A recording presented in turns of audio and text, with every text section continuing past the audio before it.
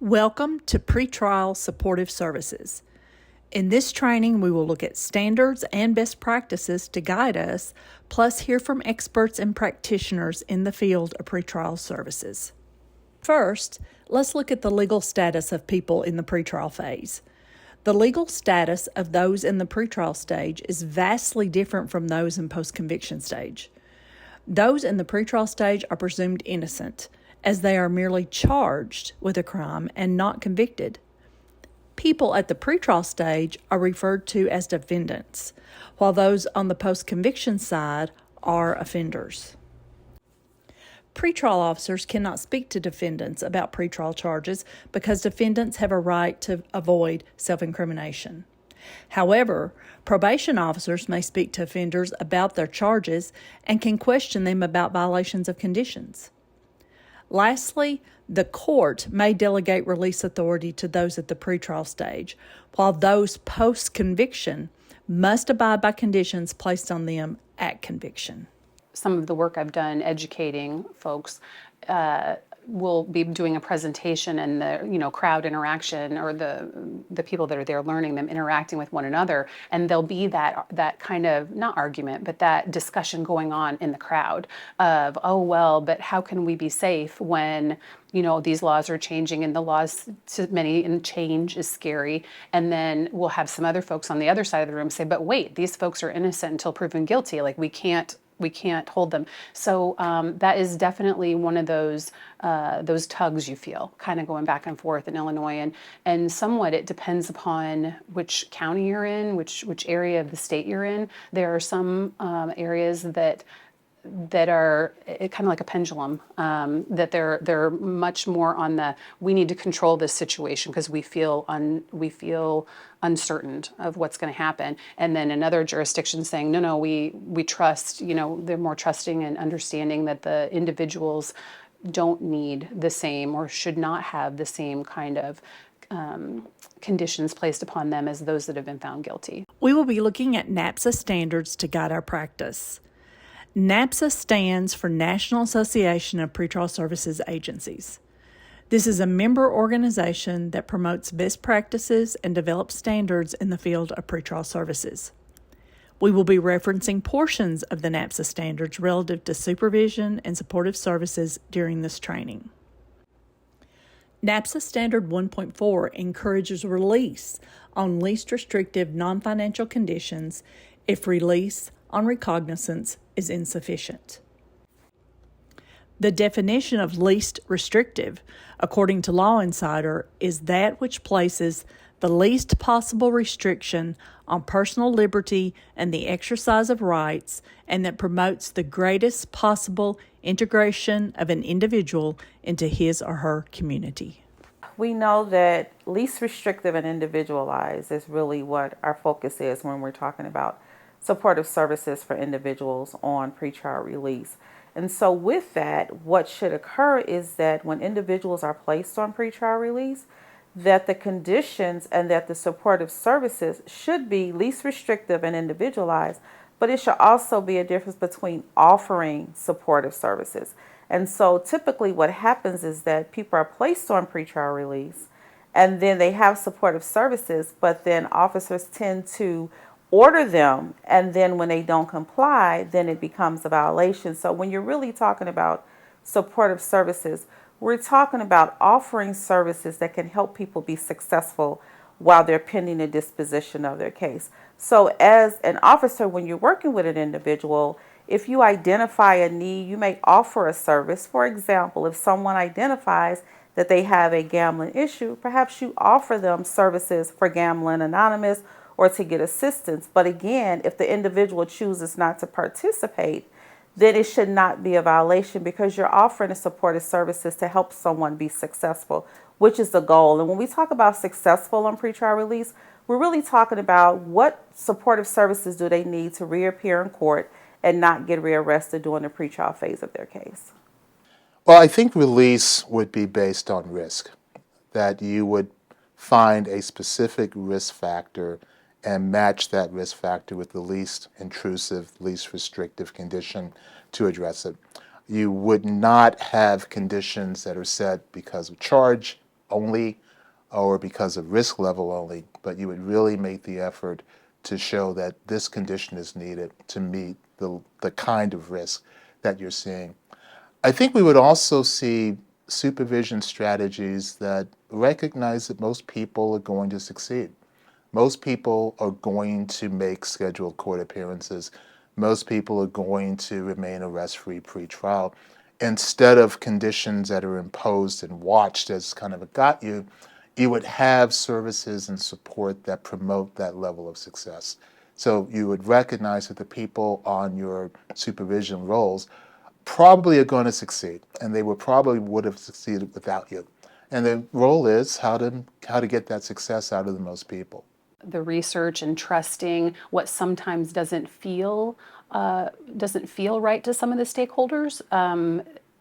When there's a lot of change, people often feel a lack of control or a lack of certainty, and so they want to be able to be certain that their decision is correct, certain this person's going to be successful. And obviously we know that it's human nature. It's difficult to sit back sometimes and say the person's going to be okay on their own without me doing so many things and intervening so much. So and I think that's a struggle that we all have. But that's kind of where we're at, is saying let's trust the science, let's trust the staff, let's trust, frankly, the defendants in many instances to with the least amount of intervention that they're going to be successful. Let's look at appearance and safety rates in different jurisdictions across the country. Washington, D.C. has a 92% appearance rate and a 90% safety rate. Cook County, Illinois has an 83% appearance rate and an 80% safety rate. Allegheny County, Pennsylvania, which is Pittsburgh, has a 93% appearance rate and an 89% safety rate. Kentucky has an 83% appearance rate and an 88% safety rate. New Jersey has a 90% appearance rate and an 89% safety rate. So what can we glean from this data? That most people show up for court and remain arrest-free. We all agree that some people need to be in jail pre-trial. There's a certain percentage of the population that does. We don't want to deny that. And I think where the field is moving towards is being really smart about who's in our jails. We want to, if our jails are going to be populated with people who are not convicted, then those should be the right people, and we don't want to have people sitting in there just because they can't afford a money bond. And that's where pretrial services can really help. And I also think the field needs to move toward, when we talk about what's the ideal, there's a significant percentage of that population that does not need supervision.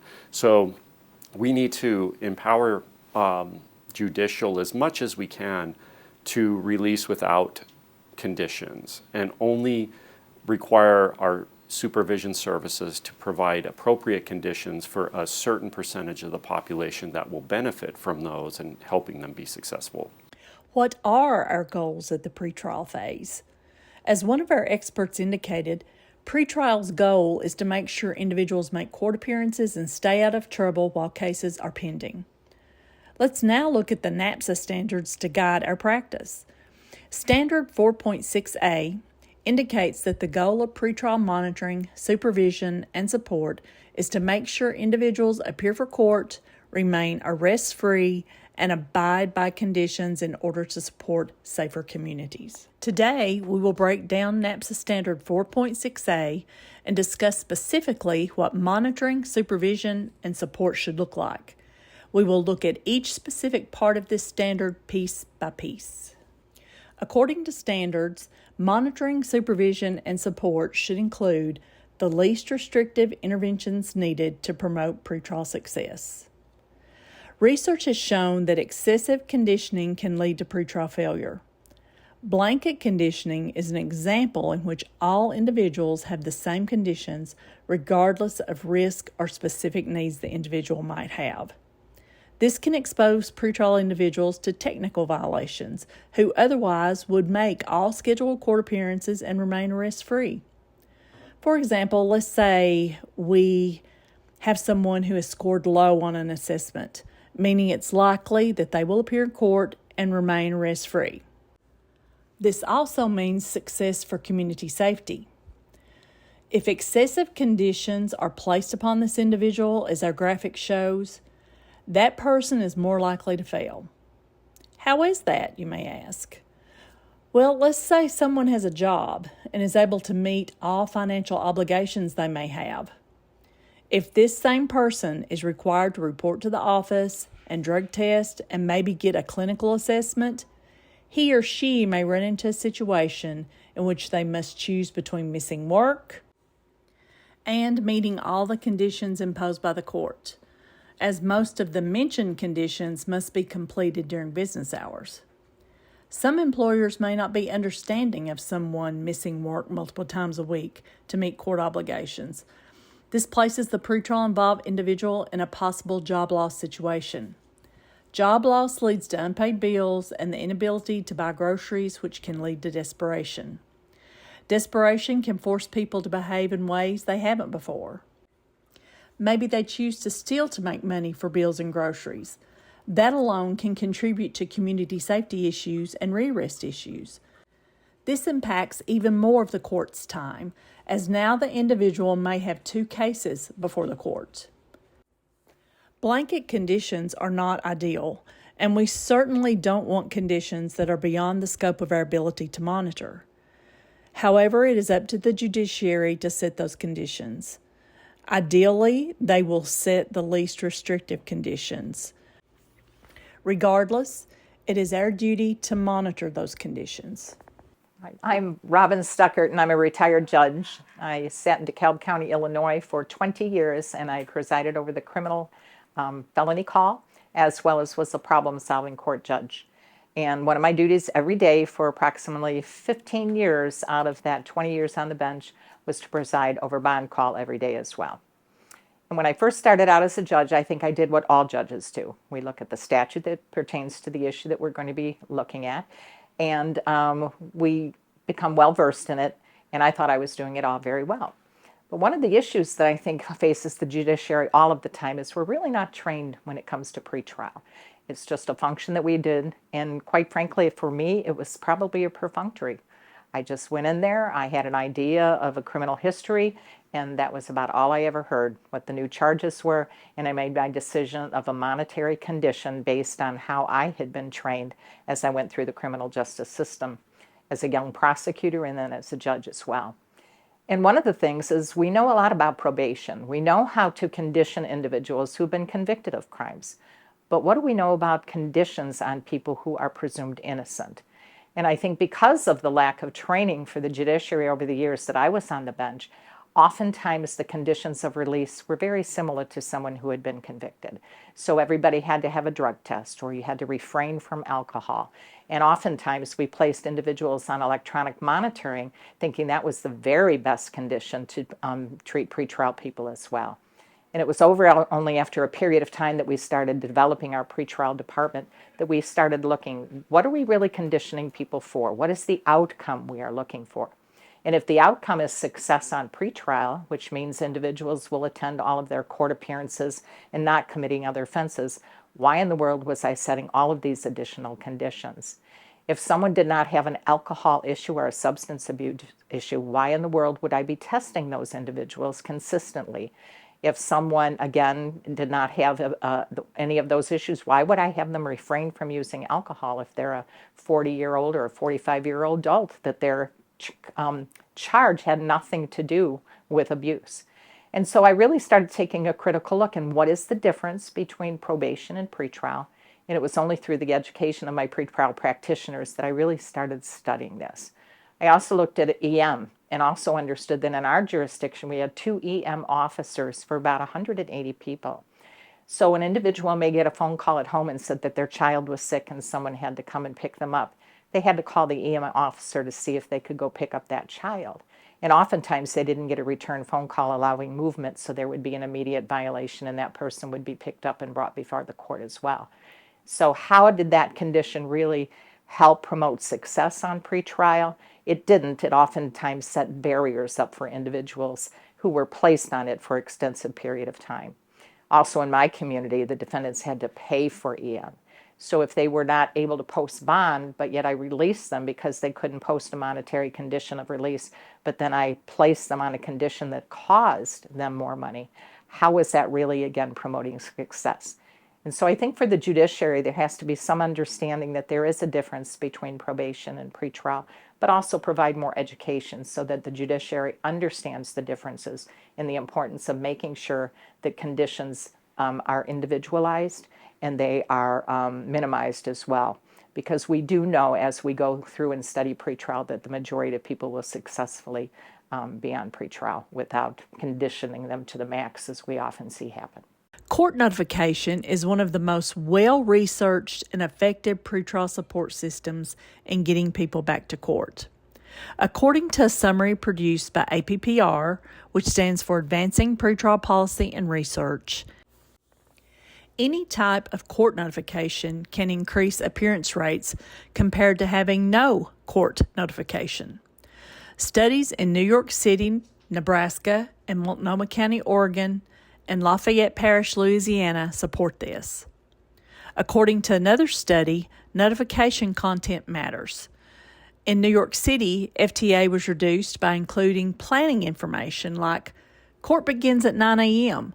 What time do you need to set your alarm in order to get there? This reduced their FTAs by 26%. Also, live contact can improve appearance rates. Those in which a court representative talks directly with the person produces the largest increase. In Jefferson County, Colorado, a study showed that a baseline appearance rate of 79% was improved to 87% when a message was left on voicemail or a responsible adult. But it jumped to 92% when the court representative talked to the person directly. Post-FTA notifications can increase appearance rates too. In Jefferson County, Colorado, court representatives left messages for those failing to appear in court and advised them to appear within 5 days to avoid issuance of a warrant. This resulted in 50% of those people returning to court. As an officer of the court, it is important you communicate with the court concerning any barriers that may prevent someone from being successful during the pretrial phase. Barriers such as transportation, employment, child care issues, detention in another facility, and being actively engaged in treatment can prevent someone from attending court or being compliant with conditions.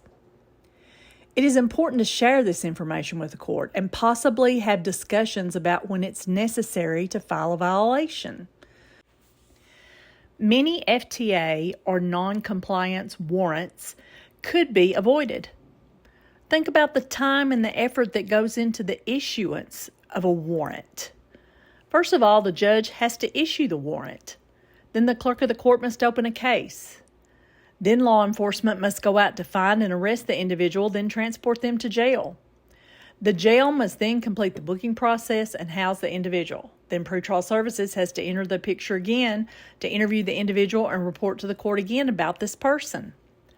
All of this could be avoided if the court is made aware of specific circumstances and local guidelines are developed to help pretrial services determine at what point to file a violation with the court. NAPSA Standard 4.6A4 discusses initial compliance or infractions being handled administratively. It is important to have stakeholder discussions to see the amount of discretion pretrial services will have to address initial compliance issues. Allowing pretrial services to address specific noncompliance or infractions could save the court time in the long run. Violations being filed for every violation or infraction, especially if several conditions have been ordered on the individual, can lead to many violations being filed on one person, and often the court cannot get to each and every one individually before the person comes to court. This leads to a sense of frustration on the court's part, who thinks that pretrial services is not doing their job when actually they have, And it also leads to frustration on part of the pretrial staff because they are putting a lot of work into getting this information to the court, and the court is so inundated with other matters it does not have time to review it. Additionally, when the court does review and issues a warrant, once again, many people and many touches to get this person arrested and jailed and placed on the docket again. Discretion given to pretrial services to work with the individual or attempt to get the person in compliance is a more effective and more successful way to deal with minor issues. When this fails, it is the responsibility of pretrial services to bring this information to the attention of the court. Local stakeholder engagement in determining the point at which violations are filed, who they are filed with, such as the prosecutor, defense, etc., and the amount of discretion to be given to pretrial staff in determining when a violation will be filed is crucial. These are the guidelines followed in the 3rd Judicial District Court in New Mexico. This is only a partial view of the guidelines. The full document will be linked at the end of this video. Pretrial services should inform the court if a defendant is arrested while on release with supportive services. This doesn't necessarily mean that the person will be revoked, but the court should be made aware. If there are any modifications that can be done to reasonably assure future arrest-free behavior and court appearances, the court should be made aware, but only if your jurisdiction will accept these types of recommendations from pretrial services. This is a standard and best practice, but some jurisdictions do not allow it. One is the court sort of wanting to know everything about everyone. And we have to be very careful, specifically when we're dealing with individuals who are getting mental health or substance abuse treatment. Obviously, that's private, HIPAA protected information. That's not information that necessarily is related to a criminal court process. But the courts oftentimes feel like they want to know that. And I think it's coming from a good place. But we do try to hold firm on that and say, listen, this is private information and we're not going to be sharing that. If an individual has met all release conditions as defined by the stakeholders, pretrial services may recommend a reduction in conditions or complete elimination of conditions, especially if these conditions create a substantial hardship for the individual. On the other hand, recommendations should be made consistent with the person's conduct, so if someone is in violation of conditions, suggestions to modify or terminate from supportive services is appropriate. The person's history of court appearance and arrest-free behavior should be considered in this process. Keep in mind that all jurisdictions may not allow this, but this is a standard and a best practice. There are some bad ideas when it comes to providing information to the courts, especially if you are given the level of discretion in which you may discuss lower or higher levels of supervision. Be cautious that you do not recommend things because you think that is what the court wants. As pretrial officers, everyone has probably worked with judges that you know what conditions will be placed on someone before the first word is uttered. Just because you know this does not mean it is something you should suggest. Keep in mind that conditions, if ordered, should be individualized based on the justice-involved person's circumstances. As pretrial officers, we must also keep ourselves in check. This means putting our personal beliefs aside and being cognizant of any biases. It would be improper to share information with the court that the family has asked to be a condition. This is called ex parte communication. We must maintain a level of neutrality so as not to bias the judge in their decision-making. Many times we may take calls with the family in which they ask that their loved one be placed in treatment.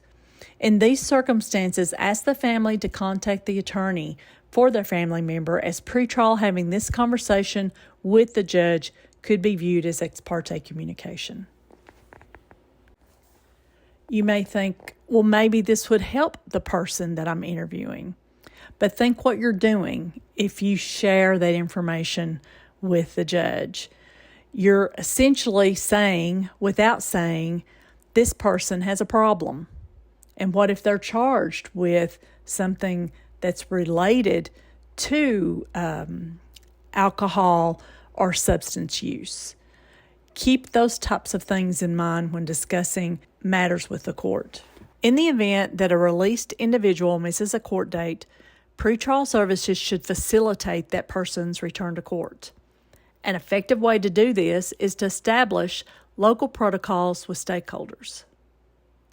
Sometimes there is a miscommunication. Perhaps the person is being held in another detention center and cannot, on his or her own volition, get to court. Or there's numerous other reasons someone may have missed a court date. These protocols, with the help of pretrial services, can allow the person to be assigned a new court date without being rearrested or placed back into jail. Once again, this could be a great time saver for the court. As we discussed earlier in this training, most jurisdictions have good appearance rates. Most people return to court. Court appearance protocols are a great way to work with individuals in getting them back to court and avoiding all the touches by different people and agencies to get it done. No additional warrant, no arrest, no jail, just resolution. So let's talk about drug testing. The ideal is that we don't do it. The reality is about 77% of pretrial programs nationwide still use drug testing. Many have cited potential Fourth Amendment issues as this could be considered an unreasonable search. The bottom line is there is no clear association between drug testing and improved pretrial outcomes. A study in Maricopa County, Arizona, found that people who were released with the condition of drug testing were found to be significantly more likely to fail to appear for court or be rearrested during the pretrial period. A study in the federal system saw no statistically significant difference in pretrial failure rates when comparing those released with the condition and those released without it. Basically, the same thing in Maryland and Wisconsin. Those released with the condition were no more likely to succeed than those who did not. A study in D.C. showed that defendants who were assigned to drug testing were no less likely to have a pretrial arrest or non-appearance than those who were randomly assigned to drug treatment or released without conditions. Some individuals that are drug involved don't necessarily need drug testing to assure appearance in court and assure no future arrests while their case is pending. In U.S. v. Scott, Raymond Scott was charged with drug possession and released on ROR with condition of random drug testing. This testing could be done at any time, day or night, by any peace officer without a warrant. Based on an informant tip, officers went to the home to test. Mr. Scott tested positive for meth and challenged the testing. The court found that government must demonstrate a pattern of drug use leading to non-appearance in court or through individualized determination show that the defendant was not likely to appear in court based on his drug use. So we actually have steered away from doing drug testing on a larger level. We have probably under 20 cases out of about 1,800 that we do drug testing. We're doing it strictly if it's a condition of release. And we've actually talked to our judicial bench that oversees the initial court hearings and let them know that drug testing to us doesn't seem to drive any success when it comes to pretrial appearance and or people remaining arrest-free. More so, we would like to focus our efforts, rather than on drug testing, on connecting people to services. So drug testing is a very, very minimal part of our supervision. And it's taken a few years to get there, but it's something that I think is a more valuable, more lucrative approach than having people simply test. Think about how degrading this process is. Drug testing can be effective when it's coupled with treatment, but often at the pretrial stage, the length of the case from arrest to adjudication is often shorter than the time needed for the treatment. The only thing drug testing can tell us at the pretrial stage is that the person is using. And if they suffer from an SUD, that's a given. First off, I think you have to realize a couple of things. Number one, most conditions that we impose on defendants have no basis in research. And the two biggest defenders are drug testing and electronic monitoring. There's nothing that says that drug testing will increase rates of court appearance or decrease rates of decrease rearrest. Electronic surveillance is not a condition. It is a way of monitoring other conditions with supervision. If you have a stay-away order that you don't believe a defendant will comply with voluntarily, that's when the bracelet goes on, not because they hit a risk level or because they're simply charged with something.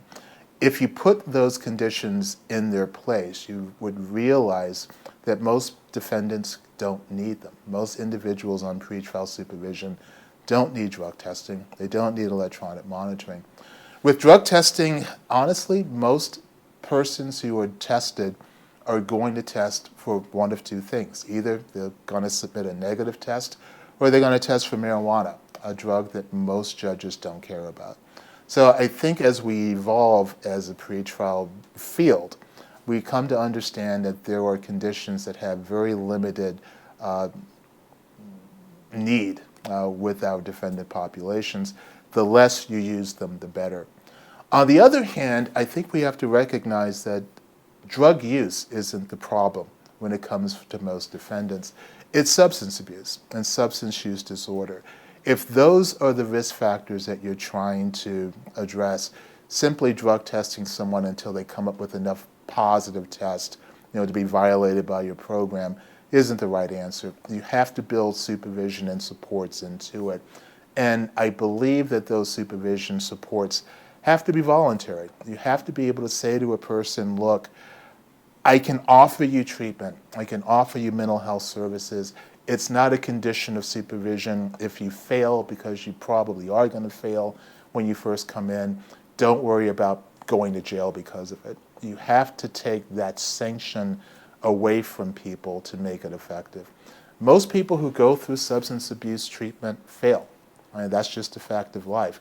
If you don't recognize it at the pretrial stage, if you adopt almost a zero tolerance notion about substance use disorder, you're going to fail. So at least make this a voluntary venture. Add it to supervision, but don't make it part of court-ordered supervision conditions. As far as electronic monitoring goes, the ideal is that it's not used except under extreme circumstances as provided by statute. As our expert indicated, there is no research that can support the use of electronic monitoring at the pretrial stage. So electronic monitoring in El Paso, which is the jurisdiction I work in, we opted not to do GPS for pretrial. And you're talking to someone who has 15 years of experience running a GPS program pretrial. And I won't say that it was never useful in some circumstances, which it can be, but for the most part, it was counterproductive. We did not find that it enhanced outcomes, and we also felt like it may have increased victimization at times based on aggravating defendants with conditions that they may not have otherwise had, and they blame the victim. So we couldn't find any research, real positive research on it. Contrary, a lot of the research shows it doesn't really enhance outcomes. It creates liabilities for jurisdictions. It's a nightmare to monitor for the supervision programs. So we decided not to do it, and we are doing good. We are having very good outcomes. We've been able to increase the population of those who are high risk in our jail and greatly decrease the low risk population in our jail, which is, and we've also at the same time seen a decrease in violent crime in El Paso since we started these reforms. So, and that's all without using GPS. Now, other forms of electronic monitoring can be useful. In-home alcohol monitoring, some of it's required by statute in Texas, so you have to do that. Scram monitoring or interlock monitoring for vehicles, and in that sense it can be useful, but overall we only want to use, again, electronic monitoring should be used if there's a really good purpose on an individual case for individual circumstances. It shouldn't be recommended across the board or carte blanche, and we don't recommend it in any cases. It's something that the judge and district attorney and public defender talk about as a potential option based on an individual case. So far, have not found a population that the data tells me is effective in regards to electronic monitoring. In other words, we've looked at different populations to see if there's any population set that would benefit from electronic monitoring or radio frequency monitoring. So far, we haven't found anybody we feel would benefit. We do have 18 people, again, 18 people out of 1,800 people who are on a GPS monitor, so it's a very small subset of our pretrial population. It's really going to be where the data says that might be the most effective, but so far we haven't discovered a population that we feel is worth the resources that surround GPS or radio frequency monitoring. Judges, victims, and the public can be lulled into a false sense of security thinking that bracelets can keep victims safe. Specific inclusion and exclusion zones can be set in an effort to keep victims safe, but unfortunately that is not always the case. In 2021, a Chicago man shot and killed his girlfriend while on electronic monitoring. However, some state statutes require or will allow use of it in certain cases or circumstances. It can be a comfort point for the judges when they feel location monitoring or GPS or a home incarceration, it makes release easier for them at times. And unfortunately, some defendants don't need it at that time, so they could overimpose conditions of release. Ideally, treatment would be used only in a supportive services scheme in which the justice-involved person would not be subject to violations being filed if unsuccessful. Treatment can be problematic at the pretrial stage. If court-ordered, it has been argued that there are potential Fifth Amendment issues leading to self-incrimination, as those entering treatment must admit use. In the supportive services scheme, it is more desirable that someone enter voluntarily, since treatment as a court-ordered condition can lead to issues with Medicaid payment. In Sexton v. Merton, a case from Oregon, state bail statutes authorized imposition of pretrial release conditions that serve the purpose of assuring court attendance and preventing pretrial crime. Treatment was ordered and was challenged. The court concluded that the condition of requiring the defendant to involuntarily participate in a program recommended at the local mental health center was too tenuously related to purpose of appearance at trial. Research shows that having contact with justice-involved individuals improves pretrial outcomes. This doesn't necessarily have to be in-person reporting. Phone calls work just as well. It's more about the interaction with people as opposed to the physical act of coming into the office. So we've completely changed our methodology and our philosophy around reporting. We do ask people to report, and I will say right currently, at the moment I'm filming this, it's twice a week. But we don't use that as a way to develop any punitive action. It's really to make sure that we know the person's still in contact. If they don't call in twice a week, we do absolutely no action. It's when they stop calling for a period of time, more so than reporting a lack of compliance to the court, because contact schedules aren't a generator of non-compliance. Instead, what we do is it gives our pretrial officers the clue that they need to try to do some outreach for someone who may be out of contact. So we aren't necessarily letting the court know if someone stops checking in, unless it's a specific public safety case. But if it's not a public safety case, for example, a murder case, if it's not a public safety case, we are going to inform the court right before the court hearing on the fact that someone stopped reporting, and also let the court know what we did to try to reconnect. And then if the person doesn't show up, the judge more than likely may issue a warrant. If the person does show up, the judge will have a conversation with that individual and let them know to check in and reconnect with pretrial services. These conditions are things that pretrial cannot take a hands-on approach. We are not patrolling to assure someone stays away from certain people or places. We don't do house visits, gun checks, or have an effective way to determine curfew is being followed as ordered. This is where it is important that pretrial and the court are on the same page. Stakeholder meetings to discuss how specific conditions are monitored are crucial. The court may have a level of expectation of service with certain conditions that pretrial is unable to provide. That is why communication is very important. A recovery-oriented system of care, or ROSC, includes a compilation of resources geared to be more person-focused to assist those suffering from substance use disorders to have a better quality of life. In a supportive services environment during the pretrial phase, individuals are linked to resources that may be beneficial to them. Helping someone to be successful in recovery also means that their families are supported and that overall, a desirable environment for recovery is created so the justice-involved person can focus entirely on recovery. This sometimes can be an uncomfortable shift in practice for pretrial agencies that have been in the cycle of gotcha and file a violation. ROSC in supportive services is a warm handoff to resources without the gotcha if resources are not taken advantage of.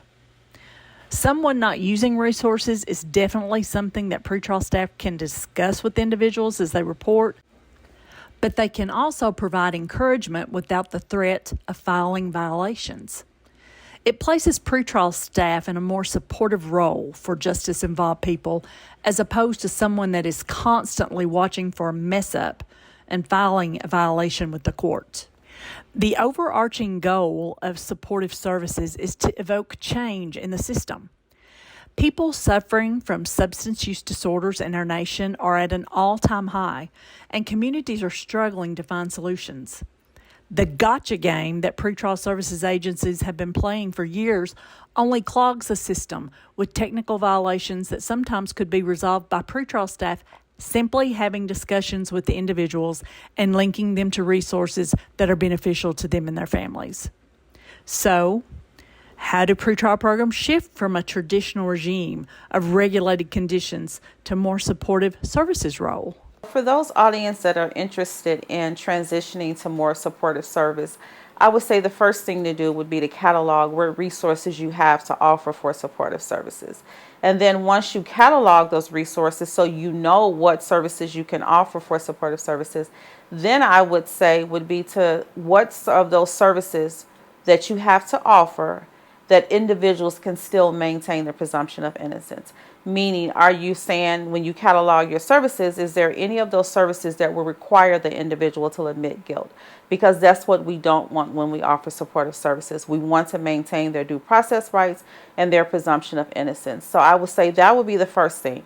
Catalog your resources, and then once you catalog your resources, then identify those programs that may impede an individual's presumption of innocence if they should choose to accept the supportive services that you have to offer for them. And then the other thing I would say in terms of transitioning is that you want to make sure that the supportive services you have to offer are sustainable. A lot of times people don't realize supportive services, sometimes it's contingent upon maybe a 2-month program or a 3-month program. So what are the sustainable supportive services? Because depending on the type of service, you wouldn't want someone to start a service and then they can't continue them. And so then they're back to square one for the issue that they were trying to receive the supportive services for. So you want to make sure that what you have to offer is sustainable, even as a system as well as the agency. And then finally, the other thing is that people that utilize supportive services that are available to them, it's important that you meet with those individuals to see if they even understand what pretrial is and the fundamentals. I think a lot of times what happens is that the supportive services that are utilized are the same supportive services that are utilized for individuals that have been convicted.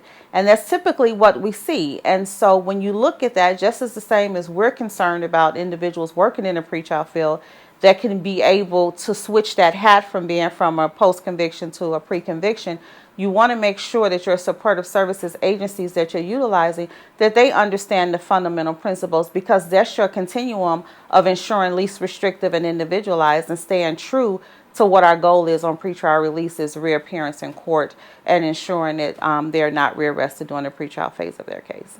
I'm a pretty strong supporter of supportive services that remain out of conditions of release. So the way I view this as working in the future is that there are conditions of release set for the court case that progresses through the system. They should go to court, and they should remain as arrest free. anything that we do in pretrial in regards to defendant supervision and offering or connecting supportive services with an individual should remain part of a strategy that stays away from those conditions of release. In other words, if someone is going to court, not getting rearrested for a new charge, whether or not they take advantage of the services is less important than the two factors that I mentioned, the success factors. So in my view, that we have more interaction with defendants that are pending cases and addressing needs that they have, and hopefully those, addressing those needs brings down the potential for them to, fail to appear in court or get rearrested, rather than, just, hey, you have to do X, Y, Z for the sake of doing X, Y, Z, and it having no impact on someone's life, someone that's connected to the criminal justice system. There are so many things pretrial services can do to enhance support to individuals, but none of it is possible without stakeholder engagement. And I think knowing what I know about New Mexico, and I think they face similar challenges to jurisdictions around the U.S., judges, I think, are between a rock and a hard place sometimes. Judges have to balance between public safety and what's going to happen if this person, if I release this person and they commit a serious crime, and what do I do if I hold this person? We get sued. It's a very hard position that judges are in. So I think where pretrial services can really help is bringing together the stakeholders to talk about reasonable guidelines of pretrial release. What are those cases that would create, do not create or pose a significant risk to public safety, and how can we release them without conditions? And could we develop systemic guidelines that would help govern that to back up judges' decisions? I think that's where we found a lot of success. I've worked in Colorado and in Texas, and when you can develop guidelines that help create presumptive release with minimal conditions, that helps back up a judge's decision, because now they can say, it wasn't just me doing this, but there was a systemic thought put into this by the key stakeholders that helped produce these kind of recommendations. So I think that's very important to move toward that, to keep the conversations going, not only encouraging judges to make sure they're following that least restrictive model and using the resources where they need it, because we know there are high-risk defendants that need supervision services and may need to be incarcerated. But in those circumstances, there should be guidelines that help support the judges, especially when they want to, if we're talking about increasing release and making that more palatable to judges and making recommendations that have more meaning. I think working with the stakeholders and developing guidelines there's a big advantage to that. And then the judges feel supported in making those hard decisions that they have to make. Part of pretrial services' job is to keep the court informed. Stakeholder input will guide how informed the court wants to be. In shifting to supportive services, violation reports could be reserved for those that cannot be guided into compliance by pretrial staff. Maybe informing the court begins to look like this. This example could be possible content of the report to the court. It is simply a brief description of how the individual is doing on supportive services. The ideal would be that court referrals would be made to pretrial services for linkage to resources. The reality is, some judges will not feel comfortable doing that. Bottom line, if the court orders it, pretrial services must monitor it. Keep the court informed so that if the individual is compliant, discussion may be had to scale back or remove conditions entirely. You could possibly do this by using the form from the previous screen. When someone is ordered to monitoring or supervision, you should review documentation and update or confirm any necessary information such as address and contact information. Where will this information live? In case management, electronic files, or paper files? What needs to be filed with the clerk of the court? You will also need to verify no new arrests by checking criminal history.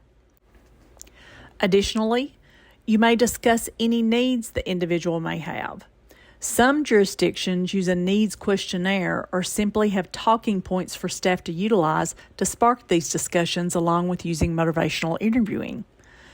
If you identify a need, you can always provide information for resources to the individual. Make sure the person knows when the next court date is, and if there is an office reporting requirement, make sure they are clear on the next date. The conditions of their release should be explained along with the expectations and what they entail. If the person needs any additional paperwork completed that may include sourcing to a third party, if ordered by the court, that should be completed at this time too. On subsequent meetings, update any changes in address or contact information with the individual, and once again, verify no new arrests by checking criminal history. Discuss any compliance issues or progress made if linked to resources, but keep in mind that there will be a difference in filing a violation for failing to meet court-ordered conditions and encouraging someone to take advantage of resources. No violation should be filed if someone fails to contact a resource you may have encouraged them to contact because that resource, the one you encouraged them to tap into, is not a court-ordered obligation. It is only a suggestion from you. Also, check to see if there have been any changes with the conditions the court has placed on the person. Have you given any reports to the court to discuss the possibility of taking away some of the conditions? Did that happen when the person went to court? If so, this needs to be discussed with the justice-involved person while you have contact with them. Was the person required to present any type of proof to your office? If so, gather that for the file. And as always, remind them of their next court date and of their next office visit or call in to the office. When the court refers someone to supportive services, there's an expectation that pretrial staff will use the resources available to them to share with the justice-involved person. Even though the resources are voluntary, it is probably a good idea to maintain contact with the person just for updates on progress if they choose to use the resources. This doesn't necessarily mean an office visit. It can merely be a phone conversation. The important thing is to maintain contact. If the person chooses not to use resources, no violation will be filed. It's okay to continue having conversations about the resources with the individual, but they cannot be forced to go. Make sure you allow adequate time to spend on people you need to meet with or talk on the phone with. Don't overschedule yourself. Some jurisdictions have been known to create a window of time for people to report. This is not a good idea and does not allow time for substantive conversations. You open yourself up to having everyone wait until the last half hour of the window to report. A better practice would be to assign individual appointment times. You can base the amount of time needed for individuals based on the conditions they may have. Some people may require more time than others. Meeting times do not have a one-size-fits-all for everyone. Allow enough time so you won't be rushed through visits. Also, make sure meetings and phone calls are in private. No one wants their life and their problems in earshot of anyone else. Also, engage the person in the process, whether it is actual conditions set by the court or perhaps linking them to resources through supportive services. Engaging them will help with more successful outcomes. If someone is on court-ordered conditions of release, update specifics from the visit in your case management system. If it isn't entered into case management, it didn't happen. Don't make notes for later.